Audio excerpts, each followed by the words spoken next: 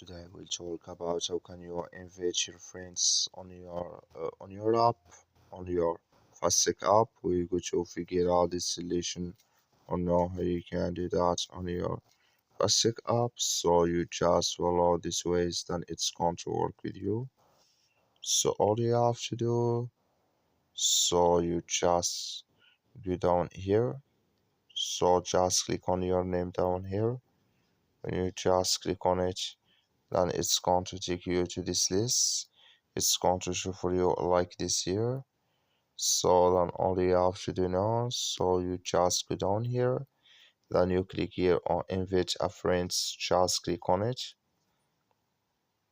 So then it's going to show for you like this, click here on invite your friends.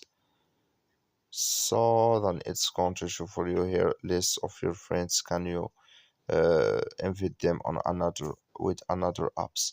That's all you have to do. Thank you for watching. Don't forget to support us by liking and subscribe.